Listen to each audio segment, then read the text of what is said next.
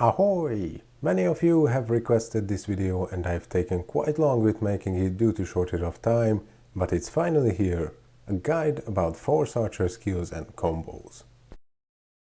Now first of all, let's visit the instructor and go from novice to transcender, starting with attack skills. From the novice skills, I've got nothing. I don't think any of those is good for anything except for luring maybe.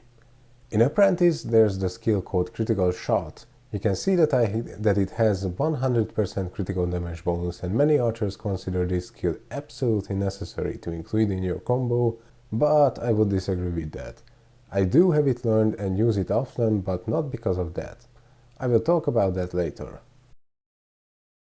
Regular is next. Well, you can see I've got plenty of those lances. The good thing about them is that they are really fast, both in combo and using auto attack.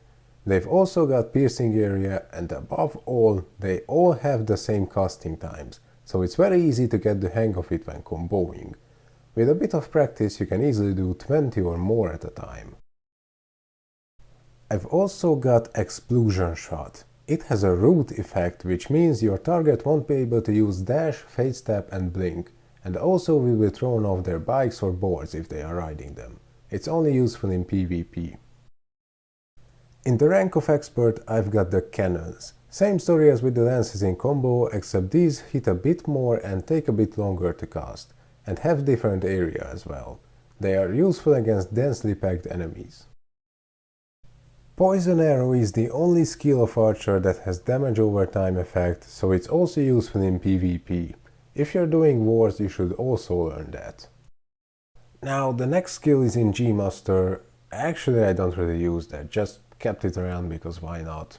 It has a nice area, but it kind of makes you move backwards when casting, which usually screws things up when you've got your targets lured.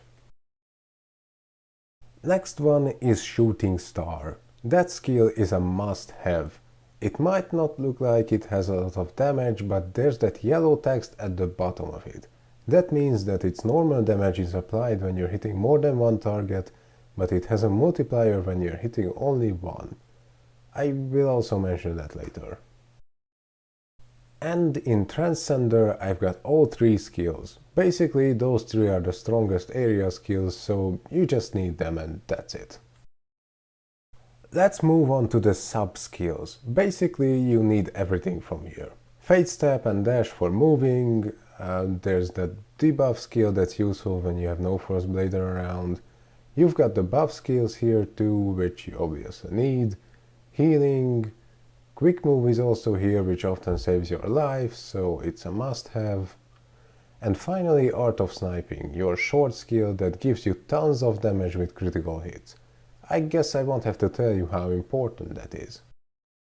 Also there's Curse Remove, which is why Forcebladers hate archers. This skill can remove the unmovable debuff from you and help you run away in the heat of battle. However, it doesn't do anything against unmovable debuff in dungeons. Now for the passive skills. Okay, actually it's easier if I just switch to my skill window. You're definitely going to need the 3 Force Archer specific skills. Art of Healing amplifies your healing skills, Thrusting Arrow increases knockback chance for your skills with knockback chance, and Eagle Eye is possibly the best passive skill in the game. It gives you extra attack rate and above all +1 to the range of everything.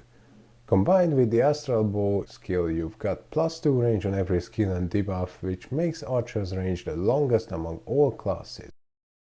Now for the other passive skills. You undoubtedly need both for magic attack and the one for health. As for the other 3, I can only recommend getting Sixth Sense and Reflex because Force Archer has quite low defense but relatively high defense rate.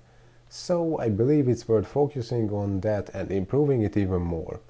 But of course it's your choice, you can go for full defense too if you prefer that.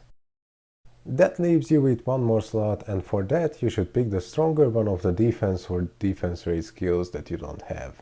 Or alternatively, if your attack rate isn't high enough, you can go for that one.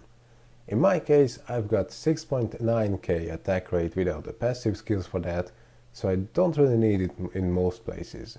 But if yours is below 5k with plus 15 or higher weapons, you should definitely learn it. Now that you know which skills to learn, let's talk about which of them to use and when. The way I've arranged my skill bars is the following. Skill bar section 1 is for general use with combo and for auto attacking. Section 2 is for battle mode 2 only, so I've got those special skills right there. And section 3 is for battle mode 3 only. But that is a tale for another video, so let's go back to the first one. Here we have 4 pages too. My first is arranged for use against single targets. I've got the lances positioned here to be able to hit fast when using combo. The piercing area lets you hit multiple targets in a row, which is pretty useful against more than one target if you lure them right. As for critical shot, let me show you why I'm not using it all the time.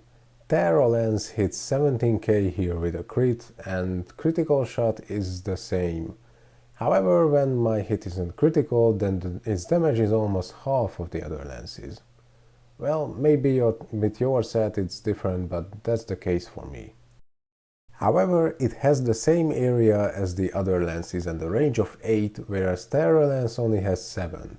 So if I need longer range, I simply swap those two on my skill bar and I'm good to go without rearranging them too much. For area attacks, I use the 3 strongest skills from Transcender rank. They've got short enough cooltime to use continuously and decent area.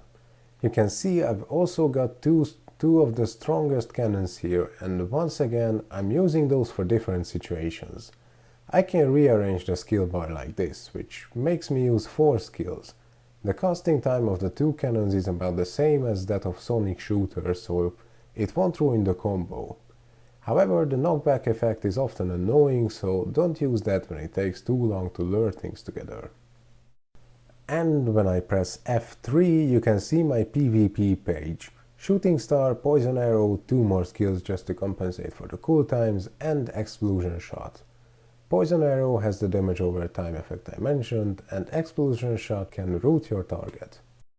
Now, to show you the difference between single and multiple targets when using Shooting Star, I've made a little slow motion video to help add up the numbers. You can see it for yourself, and that's why I don't recommend using the skill unless you're hitting only one thing. But when you are, it's got epic damage and it can serve as a finisher when you're about to deliver your last hit.